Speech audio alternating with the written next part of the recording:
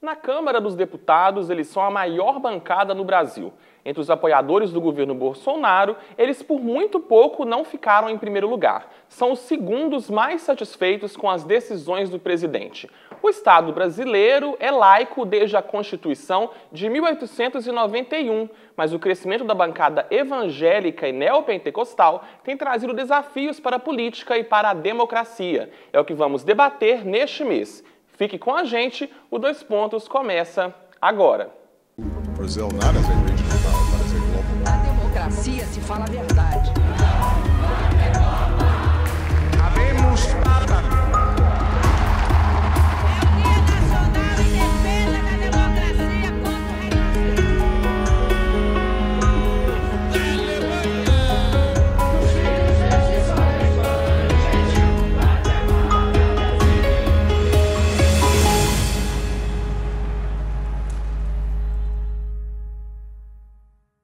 Olá, seja bem-vindo ao Dois Pontos. Neste mês de novembro é comemorado o Dia do Evangélico, mas as nossas discussões aqui hoje talvez não sejam um presente para eles. Nós vamos receber aqui no nosso estúdio a doutora em Ciência Política pela UFMG, Maressa Miranda, e o presidente da Comissão de Promoção da Igualdade Racial da OAB-MG, Gilberto Silva. Ele costuma participar de debates na Faculdade de Direito da UFMG sobre o tema religião e política.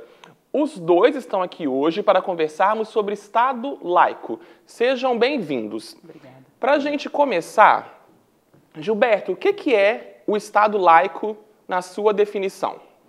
Olha, a minha definição é bem simples de Estado laico. O Estado laico é um Estado político, todavia sem nenhuma interferência religiosa, sem nenhuma interferência de crença. Ou seja, um Estado que zela somente pelo direito da sociedade, aplicação de leis e políticas públicas, sem estar eivados de princípios, seja eles bíblicos, seja eles de outro tipo de religião. Um Estado totalmente sem a concentração do teocentrismo. E na sua concepção, Maressa, o que seria esse Estado laico? É bem próximo do conceito do Gilberto, né? O Estado laico, ele não se pauta pela religião, ou seja, existe uma separação institucional, principiológica, do que é o direito, do que é a lei, do que é o Estado e do que é a religião, a igreja, a fé e a crença, né? Não é que a religião esteja fora da sociedade a qual o Estado gerencia ou coordena, enfim, mas é porque ela não pode pautar o Estado, pautar a construção de políticas públicas e das normas. Mas qual que é a importância, de onde que vem essa necessidade de se fazer uma divisão? Porque, na teoria, né, o Brasil é um Estado laico desde a Constituição de 1891. Mas de onde que vem essa ideia? Por que colocar na Constituição que o Estado brasileiro é laico? Isso é bem antigo, né? A sociedade moderna, na época aí do período medieval, você tinha uma similitude entre Estado e religião. Então, o Estado ele não era uma instituição separada, a lei ela era um reflexo da lei religiosa, só que quando a gente fala em lei religiosa no Ocidente é sempre de uma religião, né? Da religião católica, cristã, né? Que depois se dividia em católica e protestante. Então, pautar pela religião, ela impede tanto quem não tem aquela crença, aquela fé, e conseguir exercer sua cidadania independente disso, quanto para quem tem outra fé. Então, nós temos que pensar tanto no exercício de direitos separados das questões religiosas e no exercício de uma liberdade religiosa, de um pluralismo religioso, né? Se o Estado assume para si princípios de uma única religião, ele não permite a liberdade dos indivíduos, tanto de cidadania quanto a própria liberdade religiosa. Agora, Gilberto, qual que é a importância, na sua concepção, do campo do direito de estudar essa relação entre a política e entre a religião? A importância do direito é justamente para preservar o Estado democrático de direito, onde as liberdades devem ser preservadas. Se nós pautarmos em deixar a religião e não usar o direito para diferenciar essas questões, o Estado torna-se teocêntrico, com os princípios voltados para um determinado grupo, que seria o grupo que mantém a religião como a base para todas as questões dos cidadãos, e aí a gente deixa de ter as liberdades de expressão, deixa de ter a preservação dos direitos humanos, tendo em vista que aquele direito positivado através de religiões e de crenças, ele fere toda a modernidade hoje, toda a contemporaneidade hoje, que é a diversidade. Então, a gente tem um Estado sem a lei teocêntrica e a lei bíblica desses princípios, a gente tem a oportunidade de fazer com que as pessoas sejam, de fato, cidadãs, e não pessoas regidas por um movimento que vá fazer com que as pessoas sejam quase que robotizadas dentro dessa questão. Então, o direito ele entra para fazer com que valha os direitos da sociedade dentro dos princípios de direitos humanos e os princípios constitucionais. Por isso que a gente fala hoje Estado Democrático de Direito, onde a gente permite que as liberdades aflorem e que as pessoas possam, de fato, viver em harmonia numa sociedade, porém, cada um com a sua diversidade, com o seu entendimento, seja de religião, seja de opção sexual, seja todas essas questões que o Estado Democrático de Direito preserva para o cidadão brasileiro. O senhor participou esse ano de uma discussão na UFMG sobre a relação entre política e religião. Qual que o senhor acha que é a importância dos estudantes de direito se envolverem com debates como esse? A importância do estudante estar sempre envolvido nessas questões é justamente esse crescimento. Os estudantes são os futuros formadores de opinião e são os futuros políticos, haja vista que dentro dos diretórios acadêmicos foi onde surgiram os maiores presidentes do Estado brasileiro. E essa discussão dentro da academia, ela é fundamental para preservar os direitos das pessoas e preservar o pensamento. O pensamento que eu falo é aquele pensamento acadêmico, a expansão de pensamento. Quando o estudante ele se envolve nessas questões, ele não fica travado em pensamentos direcionados de cima, ou seja, de um grupo que hoje toma conta da política e faz com que as pessoas tenham um pensamento mais voltado para o que eles defendem. A intenção de se debater na universidade é que, através dos universitários, dos estudantes, a sociedade que está em volta e, sobretudo, a juventude, que é o futuro da nação, tenha a possibilidade de expandir a mente e lembrar da preservação dos direitos coletivos. Quando eu falo de direitos coletivos, a gente vai ver o que eu já falei antes, a diversidade, os pensamentos diferenciados do que o governo quer impor. Que, para mim, quando um governo impõe e a academia e a sociedade aceita, a gente entra num autoritarismo de pensamento, onde não deixa que as pessoas exerçam o seu direito como cidadão, mas vivam ali dentro de uma regra, como se estivesse dentro de 4 linhas, dentro de um jogo de futebol. Agora, Marissa, a senhora é advogada e veio estudar aqui na UFMG a questão da religião com a política dentro do campo da ciência política. Como que a senhora avalia o pertencimento dessa discussão no campo da ciência política? Qual que é a importância de observar esse fenômeno pelo viés da ciência política? Eu acho que, em sendo um fenômeno complexo, a questão da religião e o envolvimento da religião com a política, ela pode ser estudada sob vários vieses, né? Na ciência política, especificamente, a gente pode estudar tanto uma construção de uma democracia ou de formas de organização política, quanto das instituições políticas, que são, afinal de contas, resultado dessas discussões, desse espaço preferencialmente democrático, não necessariamente democrático. Então, é importante a gente conseguir ver o que é do campo político, e aí que está muito imbricado, obviamente, com o campo jurídico, ou seja, de constituição das instituições políticas, da participação, do debate, da democracia, de um conceito de cidadão, né, e de qual é o resultado disso, quer dizer, o resultado tanto legislativo, quanto de políticas públicas, quanto como que decisões judiciais influenciam nessa dinâmica social. Então, quando eu fui começar essa pesquisa, eu percebi, inclusive, que havia muitos estudos de religião na sociologia, na antropologia, né, certamente, também alguns, no próprio direito, pensando a questão de ponderação de princípios, de direitos, também tem, mas a ciência política ela tinha pouco. Então, eu tive que buscar, né, enfim, na literatura internacional também, como que as forças religiosas se articulam politicamente na constituição dessa sociedade política e das instituições políticas. Então é importante a gente ver, inclusive, para entender os fenômenos que nós vivemos hoje. Bancadas evangélicas ou religiosas, interferência na formação da legislação, nas decisões judiciais, como que isso vem? De onde que vem? É novo? É antigo? O Brasil é bem antigo. É antigo desde quando? Como que você percebe essa participação? Assim, o que você concluiu na sua pesquisa? Desde sempre, né? O Brasil, o primeiro momento do Brasil enquanto colônia, ele era uma colônia que teve participação pesada, né, da Igreja Católica na colonização, né, na questão da interiorização, da conversão dos indígenas, etc.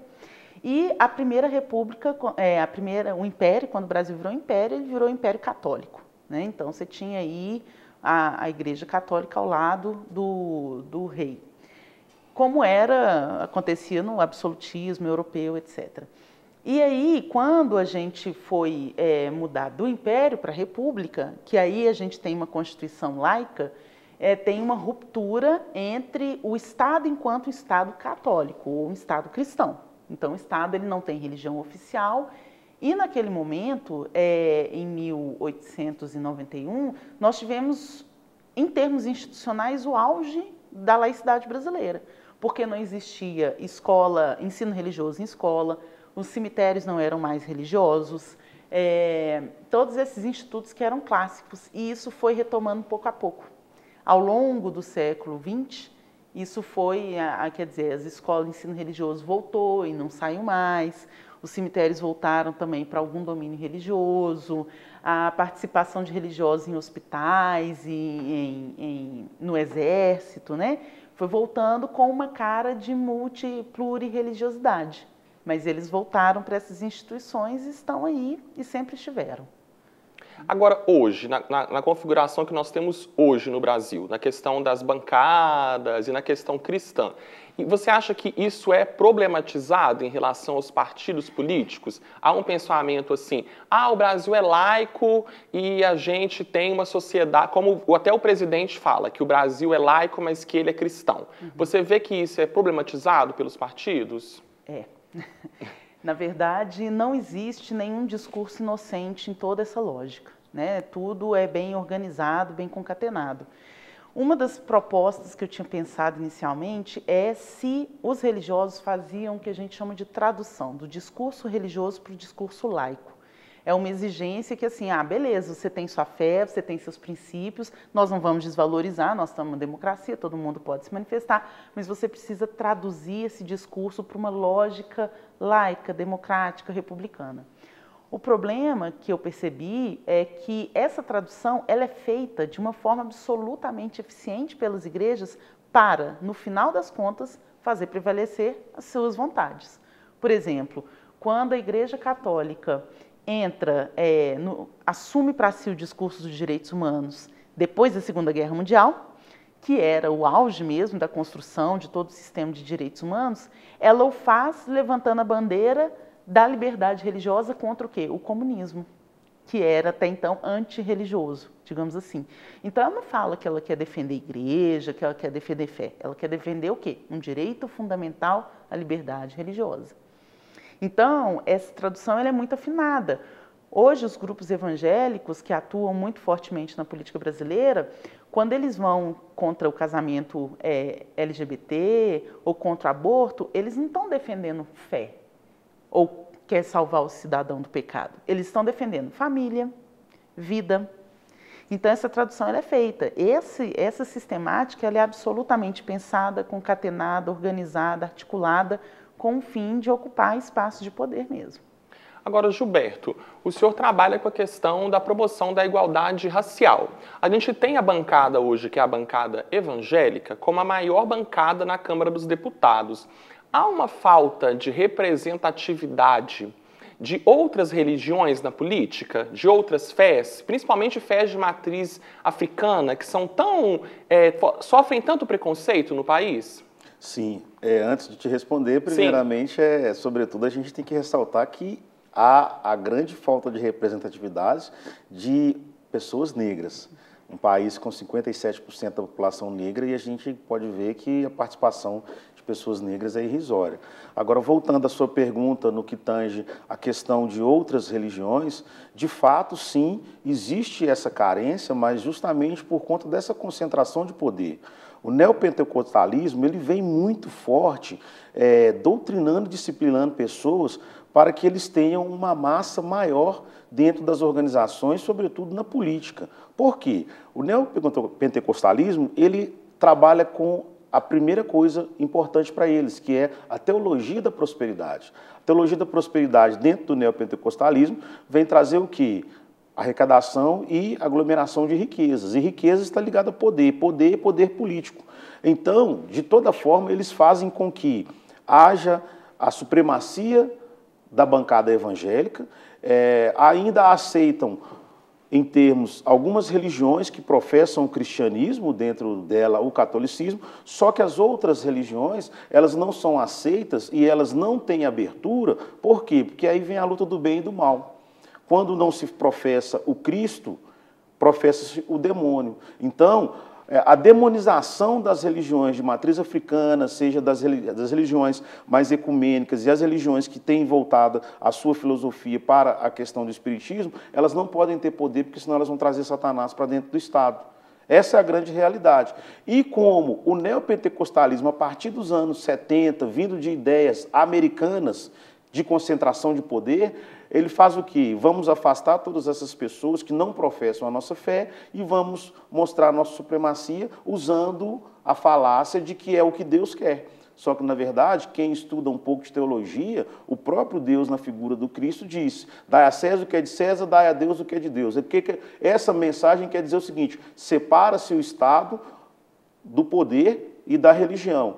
Então, essa é a grande vertente de não termos hoje, no Brasil, a representatividade de outras religiões, sobretudo a questão da religião de matriz africana, por conta dessa demonização e criminalização dessas religiões. E temos que lembrar também da questão do racismo religioso. Pelo fato das religiões de matriz africana, o próprio nome fala, as matrizes africanas, a ancestralidade vir de culturas de pessoas negras, nós estamos dentro de um país totalmente branco e eurocêntrico, com pensamento europeu, aquele país onde pessoas negras são sempre o quê? Visadas para ser subalternas, haja vista que a gente tem aí os resquícios da escravidão. Escravidão essa apoiada pelo cristianismo através da Igreja Católica, que é grande apoiadora da escravidão e permitiu, embora, conforme falado pela doutora Maressa, tomou aí um tempo com a preservação dos direitos humanos, mas nunca preservou os direitos humanos, a não ser que tivesse o interesse de poder.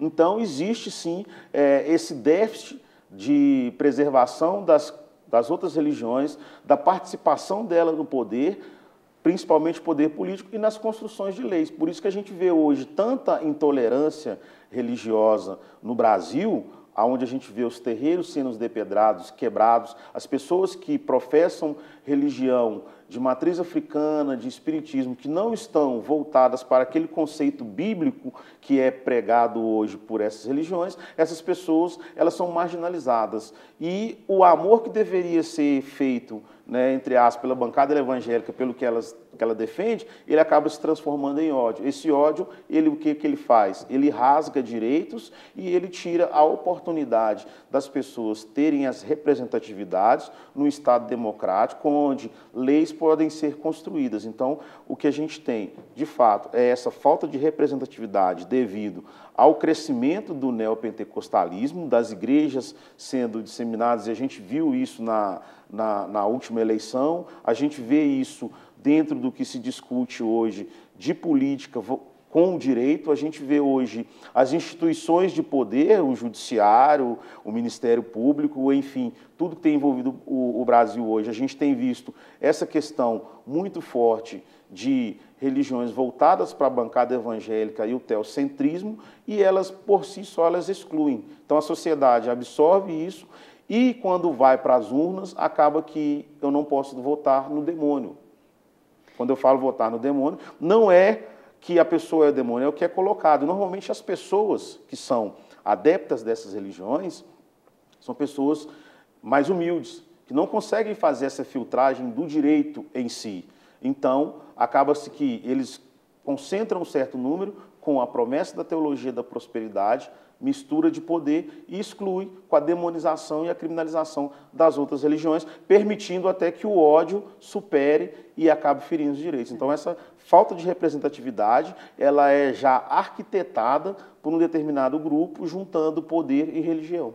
E até para pegar um gancho, né, da primeira pergunta, para que Estado laico, essa explicação de Gilberto deixa muito claro, quando você tem alguma cosmovisão que só admite um bem, um certo, e o resto tudo é o demônio, é o mal, não tem como existir um Estado.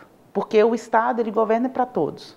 O Estado existe para organizar a lógica de todos, governar para todos, permitir direito para todos. Se ele for um Estado baseado numa cosmovisão que não cabe todo mundo, ele, por consequência, ou ele não será um Estado democrático, e aí a gente tem que abrir mão mesmo de qualquer conceito de democracia, da mais rasa até a mais profunda, como a democracia racial, etc., ou ele vai ter que ser laico, não tem meio termo.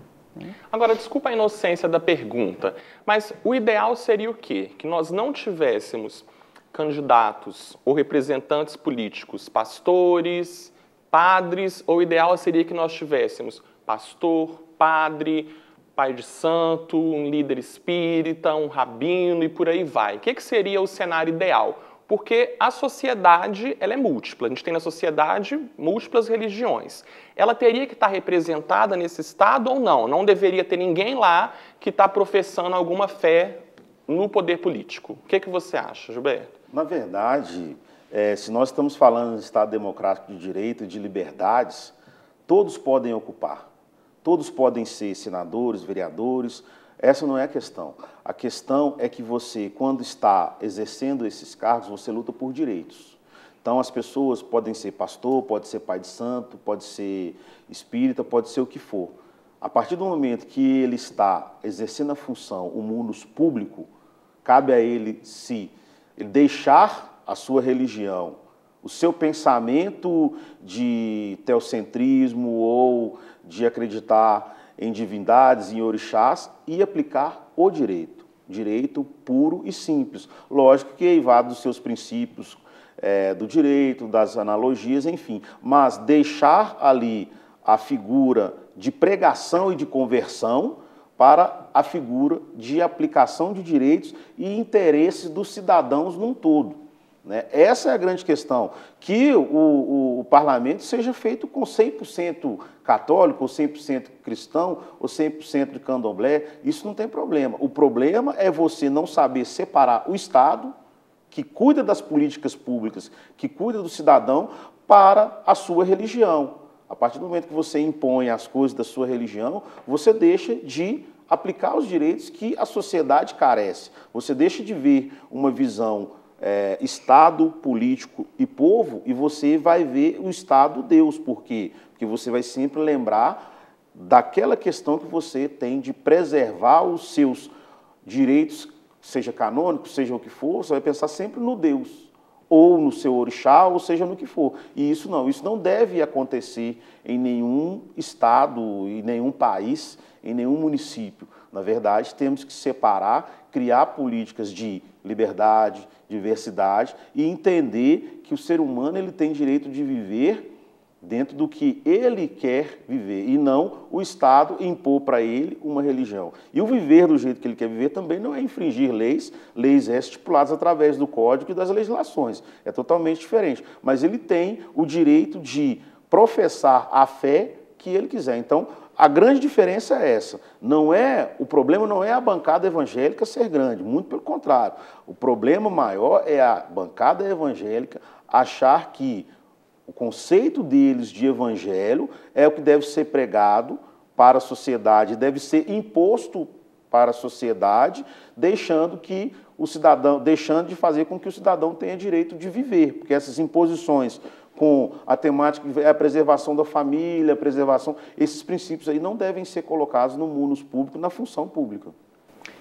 Eu acho um pouco mais complexo a resposta para essa pergunta, porque enquanto na área do direito a gente pensa muito na aplicação, tá? Vamos ter que aplicar, etc. Só que quando a gente fala de legislativo, nós estamos falando na construção do direito. É o que vai ser aplicado, eles estão preocupados em o que vai ser aplicado. E quando a gente fala também, em algumas religiões que têm uma cosmovisão muito forte, quer dizer, se a pessoa ela é de uma religiosidade absolutamente inteira, né, ela vai pensar o seguinte, por exemplo, né, uma pessoa que seja contra aborto por questão religiosa, ela vai pensar na vida. Então, isso ela vai, o deputado, o parlamentar, enfim, o político que seja evangélico, ou que seja a favor disso, ele vai virar e falar, mas eu quero que a lei proíba a morte. Então, a gente não consegue se safar dessa tradução, né? O que eu acho que seria ideal? Tem uma perspectiva que é uma perspectiva de plurireligiosidade, que é a permanência, a manifestação de todas as religiões, que é o que os Estados Unidos aplicam muito e que nós temos assumido. E tem uma visão de antirreligiosidade, que a França, por exemplo, assumiu essa postura por muito tempo, ainda assume até meio antes demais, porque é xenófoba com relação ao islamismo, e que os estados socialistas, por exemplo, assumiram também. E que o Brasil, quando foi o primeiro momento de laicidade lá na República, assumiu. Quer dizer, religião está completamente fora das questões do Estado. Os dois lados têm vantagens, né, e desvantagens, quer dizer, por um lado se respeita um pluralismo religioso, a liberdade religiosa, um espaço público que pode estar aberto a todos os discursos, e por outro lado, num Estado como o Estado brasileiro, que tem uma religião cristã totalmente predominante, primeiro o catolicismo e agora com uma disputa do protestantismo, mas ambas cristãs, e com um racismo religioso muito forte, essa conversa de liberdade religiosa, ela é uma opressão religiosa, sem dúvida. Então, assim, propor uma proibição da participação desses atores, sem ser antidemocrático, é muito difícil. O ideal é que nós conseguíssemos manter algumas esferas de pensamento crítico para que esses discursos sofressem críticas públicas e não proliferassem da forma tão fácil como é. Só que o Brasil, infelizmente, é um país de pobres, né? De pessoas mal alfabetizadas. Então, e o pensamento crítico está sendo a cada dia mais cortado e proibido, exatamente porque se não tem pensamento crítico, passa as propostas muito mais facilmente. Agora, nesse jogo político, as pessoas se candidatam aí ao pastor fulano, a pastora ciclana, e se vendem enquanto atores políticos com essa nomenclatura. Uhum. Agora, você não vê tanto nesse cenário, nessa encenação política, as pessoas se apresentando como líderes de outras religiões. Por que isso acontece na avaliação de vocês? Tem um peso menor se eu me apresentar como um representante de outra religião? Só de eu falar que sou pastor, eu já ganho voto? E aí se eu falo que eu sou pai de santo, eu já não ganho voto? Uhum. Se você falar que você é pai de santo, provavelmente você vai ganhar o voto do terreiro. E se você falar que é pastor, você vai ganhar o voto da igreja. Quem tem mais gente? Onde tem mais gente?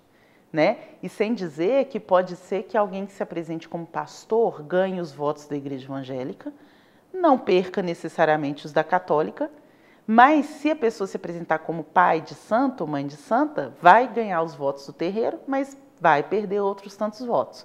Mais uma vez, em decorrência da discriminação e do racismo religioso. Agora, eu acho que uma das formas da gente amenizar essa imposição religiosa na política tinha que ser construindo artifícios institucionais para limitar ou proibir, né, em alguma medida, ou limitar esse aparecimento da religião no mundo político. Uma das coisas era proibir que as pessoas se apresentassem com seus apelidos ou com seus cargos religiosos ou de outros qualquer, não só da religião. Né? Você não pode ser o professor fulano, você não pode ser o pastor ciclano, você vai ser o fulano e o ciclano e vai trabalhar com aquilo dentro dos seus espaços de influência que você vai ter. Né? Exigir, por exemplo, representatividade em todos os estatutos de partido. Você precisa ter, por exemplo, a representatividade de grupos LGBT, de grupos de mulheres, de grupos de defesa de liberdades religiosas, de pessoas negras, de pluralismo racial, etc. Também pode ser um artifício institucional para minimizar, né, o impacto que esses atores têm se apresentando dessa forma. E aí a gente não proíbe, mas a gente deixa o jogo mais equânime, né? Agora, Gilberto, nesse jogo, nesse cenário político, a gente tem hoje a maior bancada, a bancada evangélica. Mas no Brasil, apesar de ter um grande crescimento das religiões protestantes, a maior fé professada aqui no Brasil ainda é a fé da Igreja Católica. Por que a maioria de católicos e ainda assim a maior bancada é a evangélica, na avaliação do senhor? Olha, na minha avaliação é o seguinte, a questão de professar como católico, a gente tem uma questão, e o tanto que eu já estudei teologia, eu já entendo uma questão. O católico, ele permite o sincretismo religioso. Isso a gente vê das ligações dos santos com entidades, enfim. Esse sincretismo religioso, ele existe também para a pessoa declarar. Então, às vezes, a pessoa ela é espírita, mas ela frequenta a Igreja Católica. Então, ela, às vezes, não fala, justamente pelo medo do racismo religioso e desse preconceito que existe, ela se declara católica.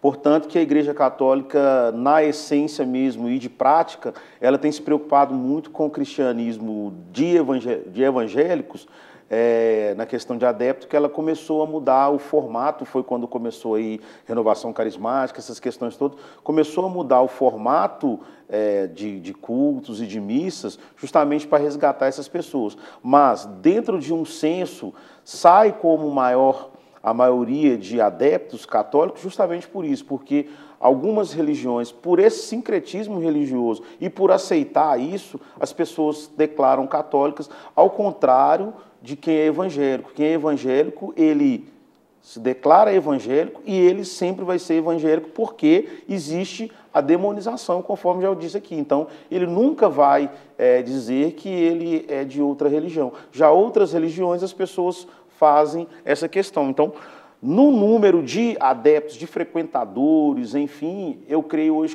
que o evangélico está muito mais maçante. Você vê os cultos, você vê as concentrações nas praças, você vê quando eles têm alguma manifestação, é uma coisa gigantesca. Caminhada para Jesus. Caminhada para Jesus, essas questões todas. E outra coisa, existe aí a fidelidade na religião. Quando eu falo fidelidade na religião, porque se ele não permite o sincretismo, ele não vai titubear. Eu sou evangélico, então se tem ali um pastor ou um irmão da igreja que é candidato, eu vou votar nele, eu não vou titubear ali. Foi o que aconteceu na eleição passada. Agora, essas religiões que se permitem trançar entre outras, infelizmente, acaba que não tem esse direcionamento de fidelidade. E outra questão que eu vejo é que o discurso é muito forte. Porque quando se leva um evangélico para o altar, infelizmente, usam-se da fé. E a fé é punitiva. Então, se você não votar em fulano de tal, você não está ajudando na obra. Logo, você não terá a sua salvação. E pasme, isso acontece. Já quando tem outras religiões, quando lançam os seus candidatos, ela não impõe esse medo. Então, falta ali, não tem dentro das igrejas evangélicas um diálogo de plano de governo, do que a pessoa vai exercer. Existe, sim, um medo de que eu não contribuo para a obra, eu não voto no irmão da igreja, eu não voto no meu pastor, eu não estou ajudando a Deus, eu não estou ajudando a Cristo.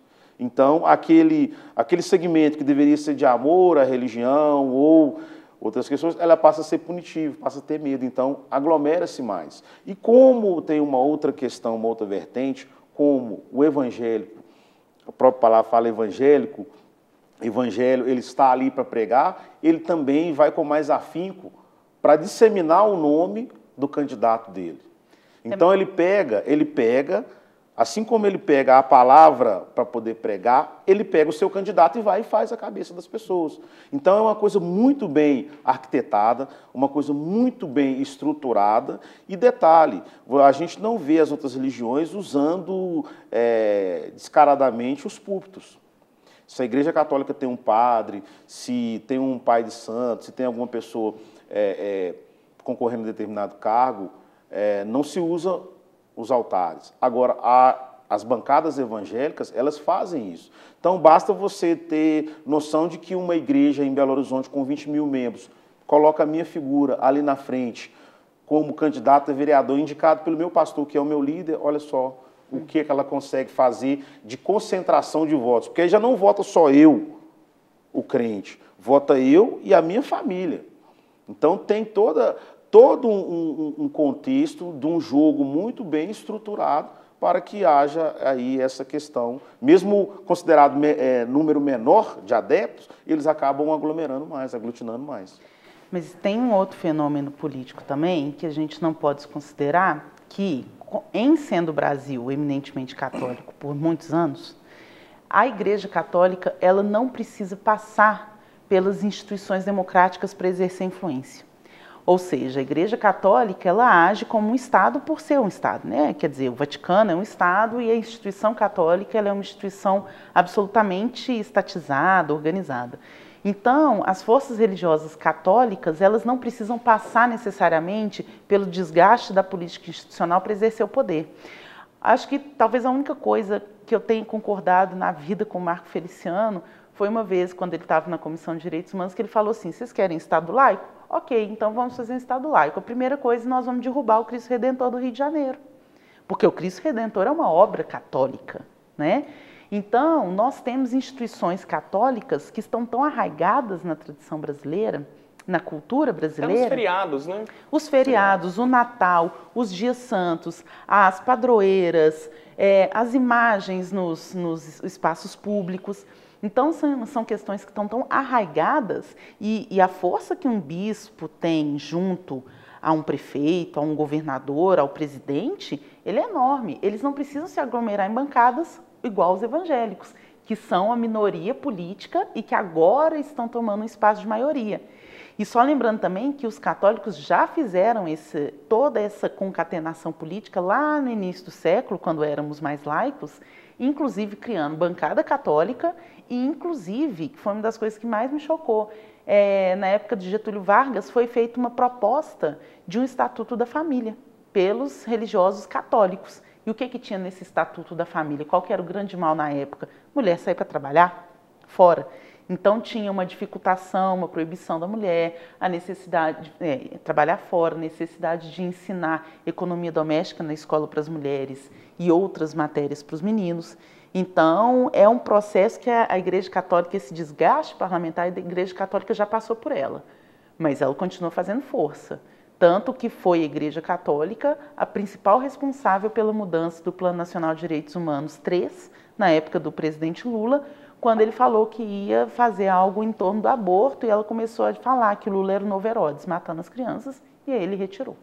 A gente percebe pelo próprio Bolsonaro, né, que na época da campanha, e inclusive depois, quando ele se torna vitorioso, ele está sempre posando com um padre, depois com um líder religioso protestante, ele está sempre figurando entre os dois, né? Uhum. Ele se diz católico, a esposa seria evangélica, e ele está buscando esse equilíbrio entre as duas forças. Quando os líderes políticos brasileiros de fato romperam com a igreja brasileira, aconteceu uma única vez, quando o governo militar rompeu, de fato, começou a perseguir a Igreja Católica e a Igreja derrubou, foi uma das grandes responsáveis pelo derrubado do sistema, do golpe militar. Então, ninguém rompe com ela. Agora, o Bolsonaro, quando na campanha, ele já falava muito sobre a questão da importância que Deus teria no governo dele, e disse também, quando ele venceu, né, no primeiro discurso, foi feita uma oração de 2 minutos em rede nacional.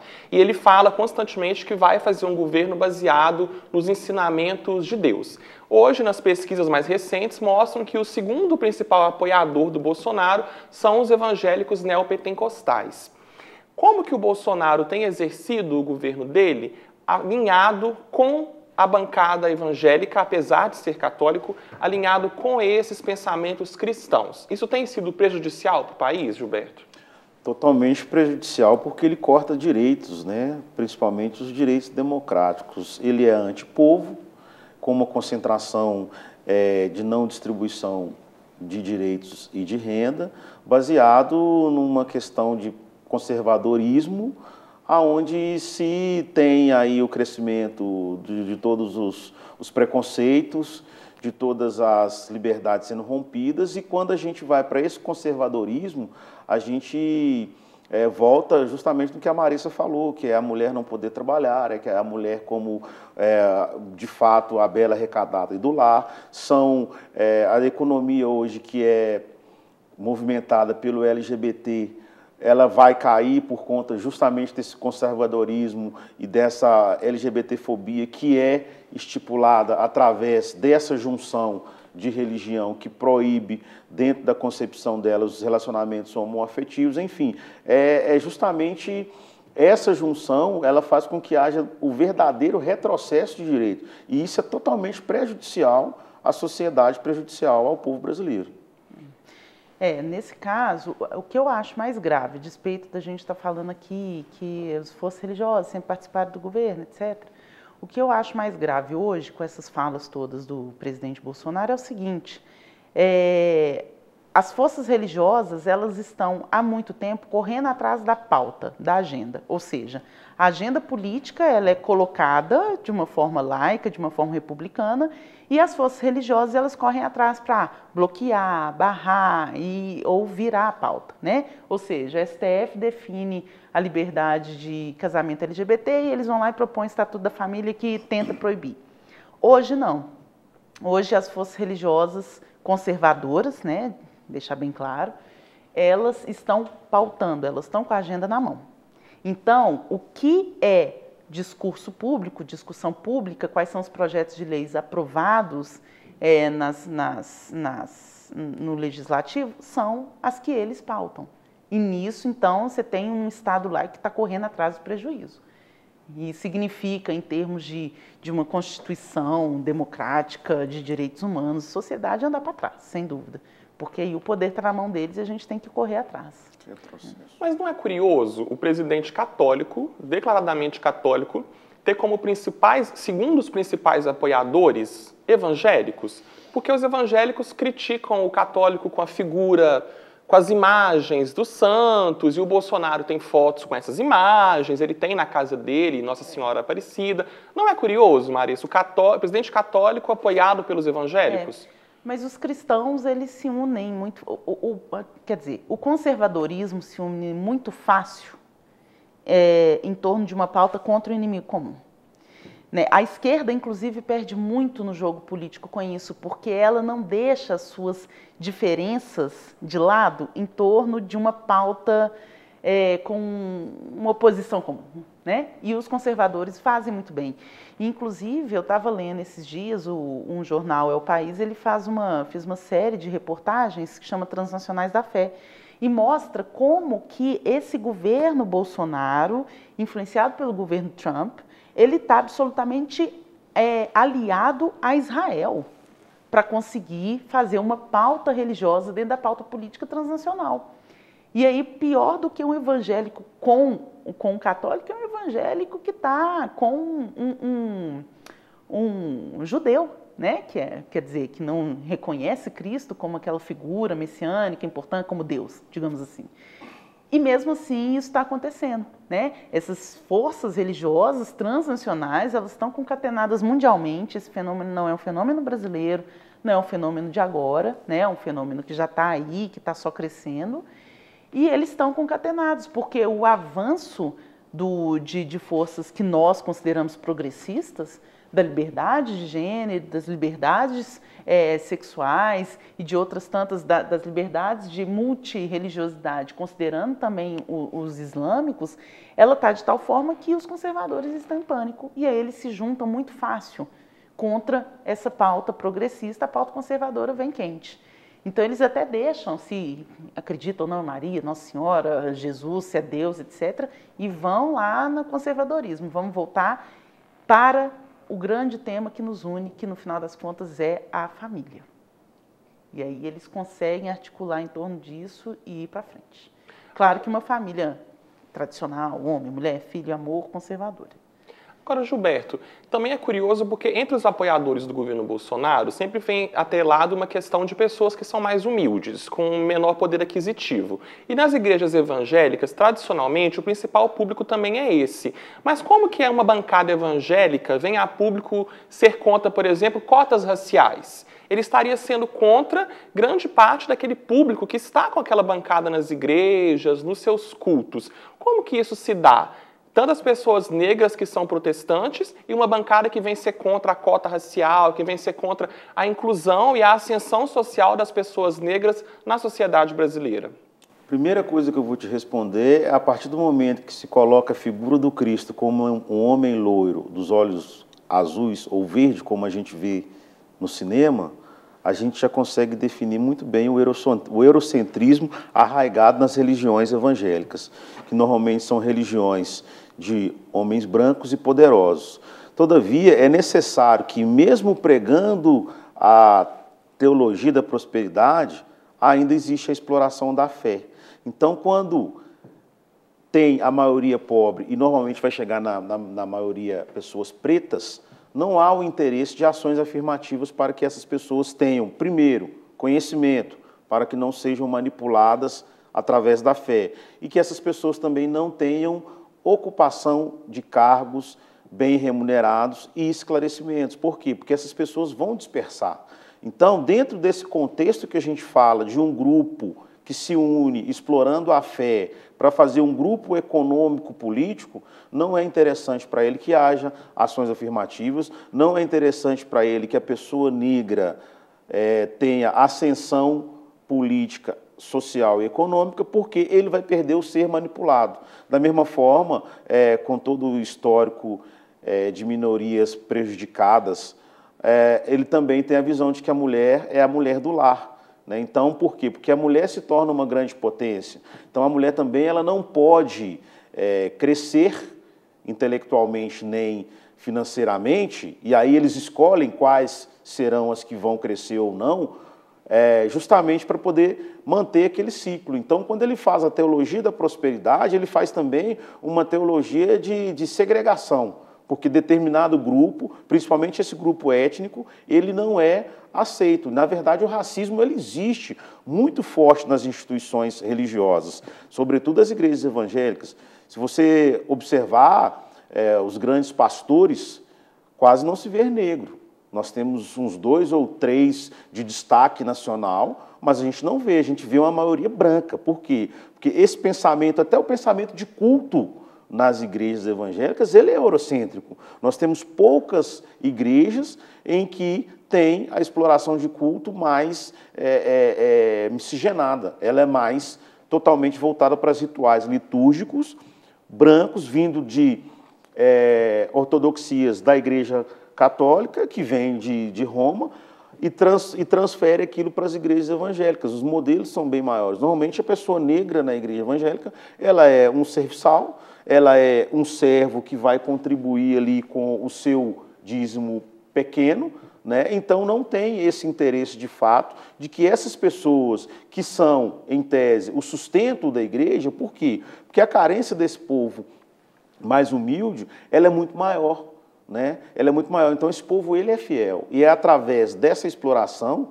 desse povo que se mantém esse grande bloco. Obviamente, tem as pessoas ricas que estão envolvidas com os grandes projetos, sim, mas só que a formiguinha lá embaixo, que principalmente são as pessoas de periferias e pessoas negras, elas que estão todo mês devolvendo o seu dízimo, são elas que estão participando das campanhas e são elas que estão realmente dentro do sacrifício. Por quê? Porque normalmente o rico já tem. Então ele não entra em desafios cotidianos dentro dos sacrifícios para contribuir. E essas pequenas contribuições são as que tornam grande, porque elas são inúmeras pessoas contribuindo. Então a igreja evangélica, de fato, ela não preocupa com essa questão das ações afirmativas, ela não preocupa diretamente com a diminuição do racismo, porque quanto mais eu sofro, mais eu dependo da igreja. Então, até o racismo, eu já presenciei várias vezes, até o próprio racismo sendo uma coisa demonizada. Entendeu? Então a gente tem que pensar nessas questões. E quando eu falo essa questão de ter essa figura eurocêntrica até do próprio Cristo, é porque a própria igreja esquece que o berço da humanidade é a África. A própria igreja não prega e não fala das riquezas da África, né? Então, a gente vê, quando fala na Bíblia os reis etíopes, as rainhas etíopes, essa população não conhece isso, a igreja não tem interesse de mostrar essa realidade. Então, existe sim um racismo muito grande dentro da igreja e essa exploração das pessoas negras, assim como foi e ainda o fazem com os indígenas, é uma realidade.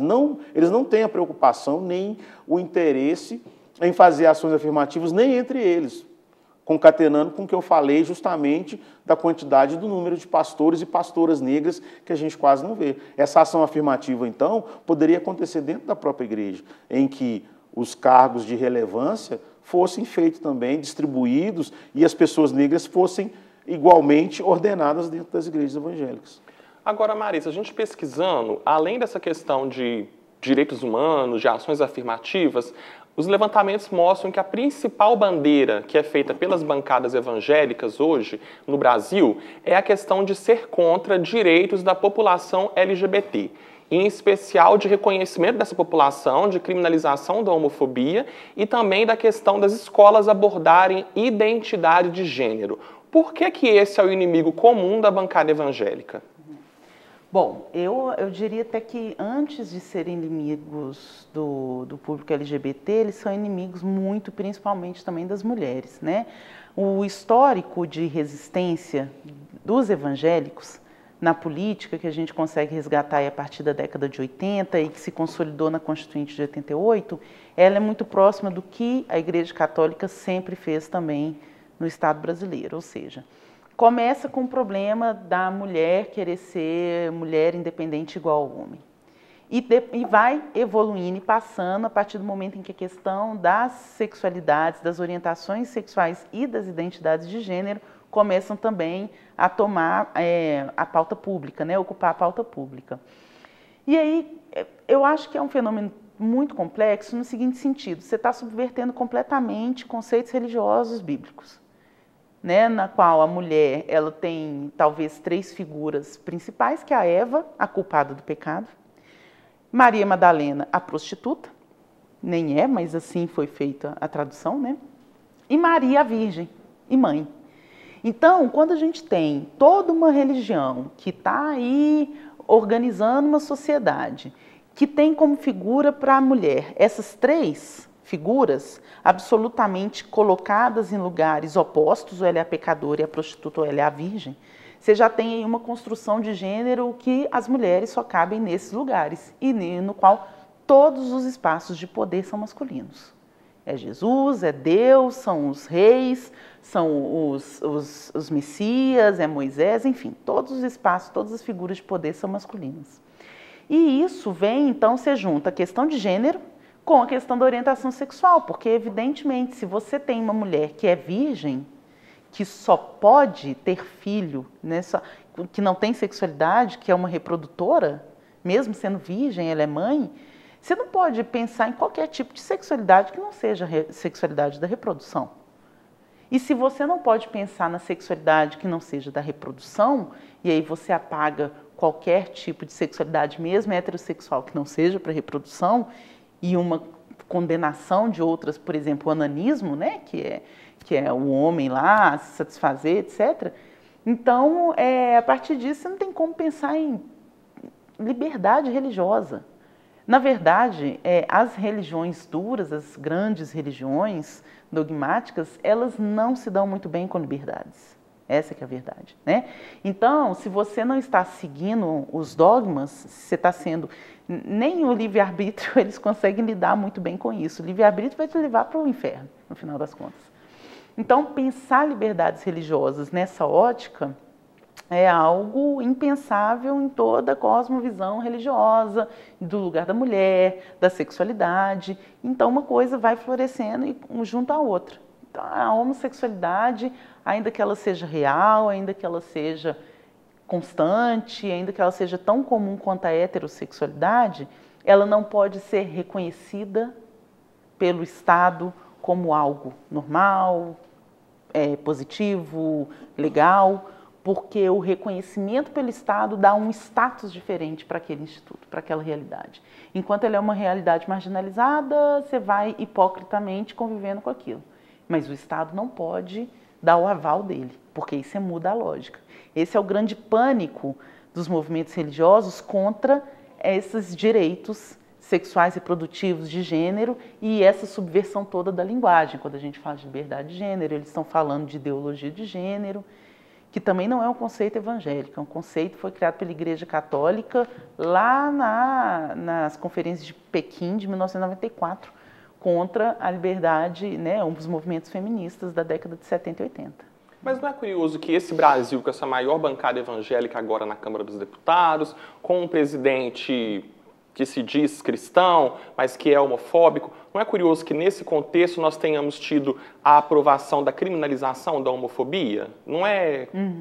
É porque o tribunal, o STF, o Superior Tribunal Federal, ele ainda não está dominado pelo bolsonarismo, né? Nós temos aí ministros que vieram de outros tantos tempos históricos, de outras presidências, a grande maioria, inclusive, indicados pelo Lula e pela Dilma, né?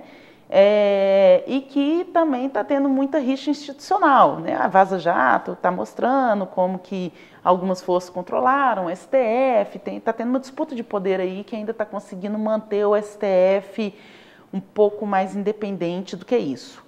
O nosso perigo é a partir do momento em que esses ministros forem trocando, né? Nós temos a aposentadoria próxima de 2 ministros, um deles, o Marco Aurélio, que é mais polêmico, mas o Celso de Mello, que aí sim é um grande jurista, né?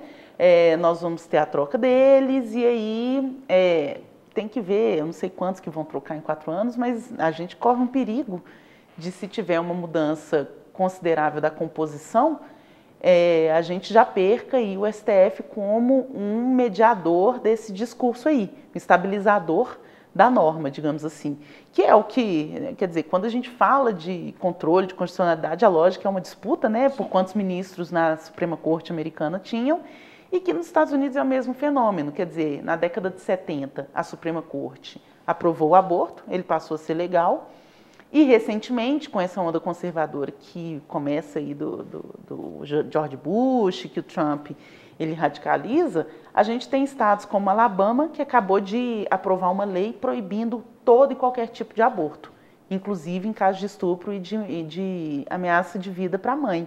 Por que eles fizeram isso? Sabendo que já tinha uma decisão, né, uma norma jurídica lá americana em vigor. Porque eles querem justamente levar essa lei de volta para a Suprema Corte, que agora, com outra composição, pode decidir diferente e proibir o aborto, ou restringir.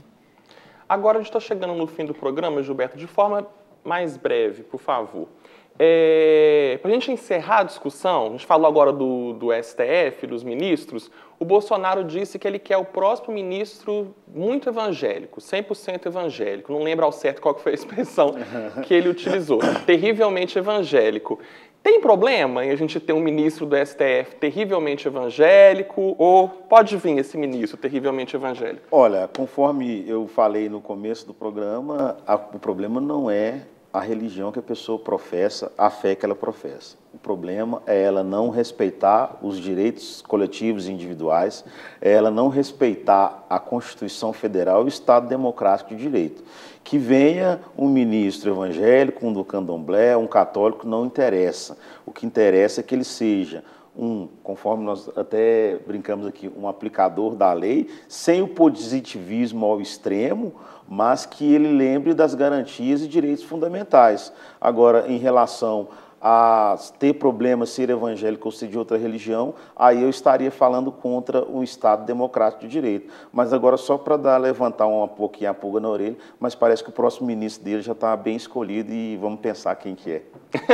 Para mim é gravíssimo, porque não é de fato a questão da religião do indivíduo que vai definir, mas a partir do momento em que a escolha dele é a partir desse discurso, se ele é evangélico ou deixa de ser, você já está criando um discurso público de conexão entre o ministro do STF, as decisões dele e o grupo a qual ele representa. Então, a partir do momento em que essa fala começa a ser uma fala, quer dizer, de fato, não faz nenhuma diferença a religião dele. Mas se ele é escolhido por causa daquilo, você já cria um vínculo que aí não é um vínculo republicano e muito menos favorável aos direitos e à democracia. Marissa, Gilberto, muito obrigado pela presença. O nosso tempo, infelizmente, acabou, mas muito obrigado por terem participado desse debate hoje. Muito obrigada também. E a você que nos assiste, muito obrigado pela companhia. Envie críticas e sugestões para o nosso e-mail, tvufmg@ufmg.br, e a gente se encontra no próximo mês em um debate sobre família. Até lá!